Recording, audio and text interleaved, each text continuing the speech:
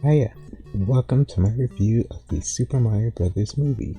Normally I don't do movie reviews on this channel, but being as this is the most anticipated video game movie release of all time, I think an exception can be made. With that, please consider subscribing if you're enjoying this content because it helps my channel out a lot, and I'm so close to 500 subscribers. I really appreciate your subscription. Thank you. So, let's begin with some background. The Super Mario Bros. Series is the flagship of Nintendo and of the video game industry as a whole. Since bursting onto the scene in 1981, Mario has gone on to become the best-selling video game franchise of all time with over 800 million units sold. Since first exploring the Mushroom Kingdom in the 80s, players have dreamed of what it would be like to experience a Mario movie on the big screen. There have been cartoons, comic books, and a multitude of media exploring the adventures of Mario and Luigi and friends. However, the world of film has been just strangely out of reach for fans. In 1993, Hollywood would get their first bite at the Mario Bros. Franchise. This resulted in a disastrous adaptation. The creators opted for a live-action interpretation to fit into the gritty style that was popular in the early 90s. Nintendo had almost no creative involvement, so there was no voice to protect the critical elements of Mario Bros. Universe. These factors culminated, resulting in something that fans only barely recognized. It ultimately failed to ignite their imaginations. After the failure of the 1993 film, the Mario Bros. Series only grew bigger and better, seeing the universe expanded with new worlds, adventures, and characters. As the franchise continued to grow, more and more fans joined the fold. Mario paved the way for 3D games, and fans were awestruck at the world of possibilities for Mario and Company. Voice acting and cutscenes in the games only fed the flames of the primal fandom dream of a Super Mario Bros. Movie. Fast forward 30 years and we arrive at today. The Super Mario Bros. Movie by Nintendo Pictures and Illumination was released in theaters last week and has been a rousing success, becoming not only the highest grossing video game adaptation of all time, but the highest grossing animated film of all time in its opening weekend. It's on track to earn $500 billion globally. The Mario fandom is ecstatic. You're eating good with a real deal Super Mario Bros. Film. So, how does the film measure up? Here are my thoughts and feelings on the Super Mario Bros. Movie. First, a little on my history with Mario. I am what will be considered a lifelong fan of the series. I played every game from the Super Mario Bros. Series as well as the vast majority of the spin-offs. I have watched the 1993 film on multiple occasions, I have watched the Super Mario Bros. Super Show cartoons, and even the animated OAV from the 80s, so I'm fairly well versed on the world of Mario and went into the film with a strong understanding of everything related to that universe. I also went into the film with high expectations after watching the trailers. I was a little iffy on the Hollywood voice casting choices, but those worries slowly faded away as I saw more trailers and during the pre-release. Let's start with the voices. The movie is well cast and the performances are great. Chris Pratt does an excellent job as Mario. Coming from the games, I wouldn't have minded if Charles Martinet had voiced Mario and Luigi for the entire film. However, I understand the reasons for not using the game voices. Same goes for the reasons for not going with a heavy Italian accent for the brothers, but they do use in substitution a Brooklyn accent, which I think works pretty well. Chris Pratt's performance plays well to Mario's sense of wonder, optimism, and his brave determination. Chris even manages to pull off a few Mario-esque lines from the games that sound really close to Martinet. His voice never took me out of the movie while I was watching. It always felt like I was watching Mario as he was going on his adventure. The same mostly goes for Charlie Day's performance as Luigi. Charlie does a good job capturing Luigi's fear and uncertainty. However, during the film I heard a lot more of Charlie Day and Luigi than I did of Chris Pratt and Mario. It wasn't enough to take me out of the film, but it was noticeable. Anya Taylor-Joy gives a solid performance as Princess Peach. The creative vision for the movie demanded some of the over-the-top whimsy in Peach's voice be sacrificed, like with Mario and Luigi. They cut away the airy feminine nature to Peach's voice, as well as bringing it down a few octaves, but it's still a good performance as Princess Peach. Jack Black may be the perfect Hollywood casting choice for Bowser. The creative team wanted to lean into Bowser's character, and Jack Black with his bombastic enthusiasm brought an A+ performance as the King of the Koopas. Jack Black becomes Bowser, and it is a joy to behold. Keegan-Michael Key gives an unexpectedly good performance as Toad. He delivers a Toad that is lower key than frantically loud Toad voice we all know, but it works well for the film, and still retains some of that Toad energy from the games. Seth Rogen as Donkey Kong is arguably the weakest of the main cast voices for me. Before the film's release, Seth said that he would not do a voice for Donkey Kong, it would just be his natural voice. This is good because Seth's natural voice is decently fitting for a character of Donkey Kong. It's also bad because all you hear is Seth Rogen. Viewers that have watched a lot of Seth Rogen's films will likely only hear him, and it'll overcast the character of Donkey Kong a little bit. The voices for the other characters are all decent and round out the movie well. Kevin Michael Richardson does an amazing job as Kamek, and Charles Martinet cameos several times in characters that pay tribute to his role as Mario. The visuals for this movie are absolutely outstanding. Nintendo and Illumination create a visual smorgasbord of immaculate recreations of the Mario Bros. World and characters. Mario and company look like they stepped straight out of the video games with only the most minute of visual tweaks that only serve to help the characters. My only wish is that we got to see more of the environments for longer. Visually, the movie is near perfect, and it sets a new high mark for computer animation in films. This is where we move into spoiler territory, so if you haven't seen the movie yet, I would suggest clicking off and coming back once you have watched the movie. If you do click off, thanks for watching, and please consider subscribing, it really helps me out. Now, let's talk about the plot. I found the plot to be very good. Anyone that has played the Super Mario Bros. Series knows that the structure of the story is straightforward. A bad guy kidnaps someone or otherwise causes problems, and it's up to Mario and his friends to save the kidnapped and or fix the problem. Within that simple structure, the creative teams on the games have been able to craft fun and engaging story elements even as they are secondary to the gameplay experience. The various spin-off games have experimented and ventured into countless story elements. Going into a Super Mario Bros. Movie, a story fitting the timeless structure of the basic Mario story is best in my opinion. The movie flips the story a little bit with Luigi being the one captured by Bowser and Mario going on a quest to save his brother.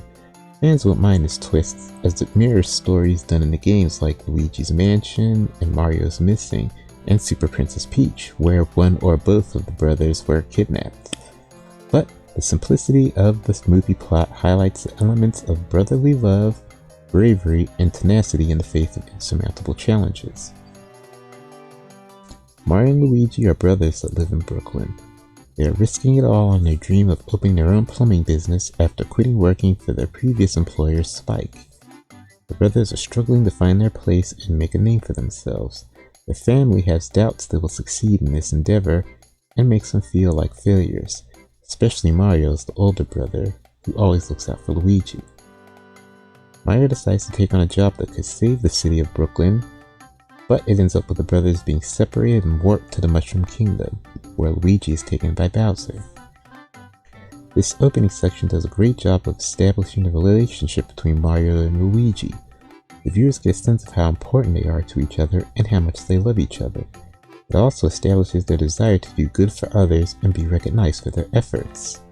From naming their business Super Mario Bros. Plumbings to the risky decision that ended up transporting them to the Mushroom Kingdom, the brothers want to be heroes and prove themselves.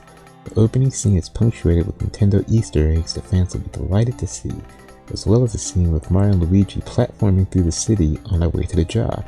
It sets up the adventure to come very nicely. After Mario arrives in the Mushroom Kingdom, he meets Toad and is taken to meet Princess Peach. The meeting between Mario and Peach sets the tone for their relationship throughout the movie. The romance between Mario and Peach is subtle and punctuated by humor. Peach leads Mario to a training course and says he has to beat it for her to let him come with her to stop Bowser. This leads to another platforming sequence where Mario fails the course repeatedly. Some viewers might find it off-putting that Mario is sort of bungling through the scene, but the scene serves two purposes. It lets the viewers that are familiar with the Mario games relive that experience of repeatedly dying as they play through a tough platforming section. It immerses them in the Mario platforming experience while watching the movie. The second purpose of the scene is it serves to further establish a key character trait of Mario, his tenacity. He never gives up. Around this time we get a nice Bowser scene that is a real show stealer, with hilarious interactions between the Koopa King and his Magic Koopa henchman Kamek. scene does an excellent job of establishing Mario and Bowser as foes even though they haven't quite met yet, and expands on Bowser's reasonings for his actions, which are perfectly in line with his character from the games. The next segment has Mario face off against Donkey Kong for the Mushroom Kingdom to gain the alliance of the Kong Kingdom. This plays out as a continuation of the platforming obstacle course, Mario failing, getting beaten savagely by Donkey Kong at first, until Mario gets a power-up and handily defeats Donkey Kong. This ends with Princess Peach commenting on Mario's tenacity with admiration. As this is all happening, the story flashes to scenes of Luigi landing in Bowser's kingdom and searching for Mario before being chased down and caught by Bowser's troops, in a Luigi's Mansion-inspired sequence. This seems the majority of Luigi's presence in the film, and I really wish we had gotten to see more Luigi in general, especially seeing Luigi's reactions to being in the Mushroom Kingdom. Following that, we get the famous Mario Kart scene, which I feel was a spectacular scene. Another moment where the viewer gets to experience the feeling of playing the game while watching the film. My one small complaint is that I wish we had gotten to see more of the items and power-ups from Mario Kart. I also wish there would have been more variety of characters besides Kongs and Koopa Troopas.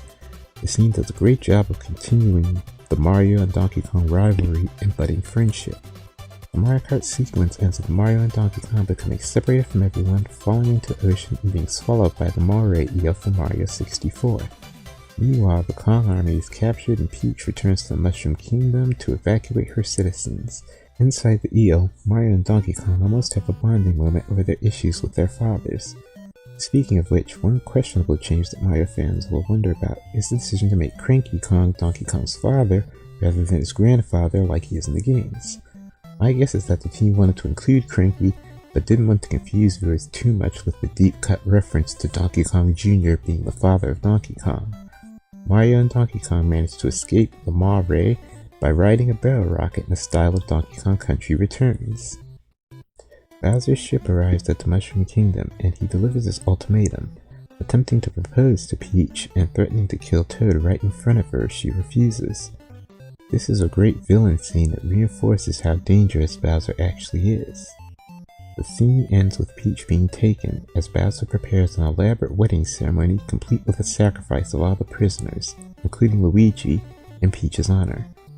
This builds up to a fake-out scene of Peach having been supposedly kidnapped, only for it to be a ruse as her and Toad sneak in a power-up that Peach uses to freeze Bowser. Mario and Donkey Kong arrive on the scene. This leads to another great platforming section with Mario and Donkey Kong using power-ups and beating up Bowser's minions as they rush toward the wedding platform. They rescue the prisoners, including Luigi, creating a really nice moment where the brothers are reunited and express how happy they are to finally be together. Bowser launches a bonsai bill aimed at the Mushroom Kingdom, and Mario flies off using the Tanuki suit to stop it. Mario manages to redirect the bonsai bill into the warp pipe that first dropped him into the Mushroom Kingdom. The explosion turns the pipe into a vacuum that sucks everyone into it, warping them all back to Brooklyn. Bowser is absolutely furious that all of his plans are in shambles and he attacks Mario savagely. Mario takes a beating, even showing some damage complete with a black eye, bruises, and a damaged arm. Mario is knocked into the Punch-Out Pizza restaurant where he hides from Bowser and has a moment where he realizes that he must fight. This moment really humanizes Mario and his struggles. He has been fighting all movie and is on the verge of giving up before he remembers all that he is fighting for: the Mushroom Kingdom, Brooklyn, Luigi, their dreams of being heroes. Mario returns to the fight, and in a beautiful moment Luigi saves Mario and the reunited brothers get the Power Star and become invincible. An amazing action sequence wipe out Bowser's troops and absolutely demolish Bowser himself in a very cool and heroic fashion. It ends with the brothers living in the Mushroom Kingdom and hopping into a warp pipe at the very end, leaving the idea open that they can travel freely between Brooklyn and the Mushroom Kingdom. This is further supported by the post-credits scene which shows the Yoshi's egg hatching in a Brooklyn sewer. Now I move on to the characterizations. How do they measure up? Overall, I think they're good. They're faithful to the originals while taking steps to flesh out the characters in a mainstream way without going too far. You can chalk this up to Nintendo as being co-producers and deeply involved creatively. Mario's never say die spirit and his love for his brothers shine brightly in this film and make him an endearing character. His struggles with feeling like he doesn't quite measure up to the hero he dreams of becoming do a good job of making him more human. This doesn't detract from Mario's optimism as he overcomes these issues throughout his adventure. The movie leans into the comedic side of Mario with lots of pratfalls and physical comedy where Mario is often a punchline. This might wear thin with some viewers quickly. While there is a lot of comedy revolving around Mario, it never crosses that line into being mean-spirited towards the character, and always serves to highlight Mario's fish-out-of-water experience in the Mushroom Kingdom. Where the story leans into comedy with Mario, they lean into fearfulness with Luigi. Like with his brother, they never let it cross that line where it becomes mean-spirited. Luigi displays the same determination as his brother. Unfortunately, Luigi doesn't have a whole lot of screen time. As a result, the audience doesn't get as much time to explore his character. But what we see is really good and makes us want to see more. Princess Peach has an interesting character. It's clear that the creative team wanted a more action-oriented take. Princess Peach is smart, tough, a leader that takes charge in every situation. Her love for her people and her drive to protect them are her motivation. They mirror Mario's own drive to protect Luigi. Peach's character is played very straight, and as such there is not too much humor to her. She takes on the role as a guide for Mario, teaching him how the world works. Ironically, Princess Peach has some of the meanest lines towards Mario during the film. There's no getting around the fact that at least some of the characterization of Peach was decided by the corporate boardroom. Peach skirts dangerously close, but the film makes a solid effort to keep the character from crossing the line into bland generic girl boss. Some viewers may feel that they failed in that endeavor. I don't think they did. Bowser's character is a one-to-one transition of Bowser from the games, and it leads to the breakout best character in the movie. Bowser is 100% unapologetically himself through and through, intimidating and powerful while also being hilarious in the humorous moments. I hope that the success of Bowser's characterization encourages the team to be less afraid of being 100% faithful with character interpretations in future films. DK is the smug, showboating Prince of the Kongs, which suits his role in the film. The rivalry with Mario is done well, and a great callback to Mario and Donkey Kong's rivalry from past games. Because Donkey Kong doesn't have super strong characterization in the games, there is a void that the film does an okay job at filling with his character. Toad is the overenthusiastic, chatty sidekick. It's a role that works for Toad because there are so many Toads and with a multitude of personalities, so it makes perfect sense that one of them would have this personality.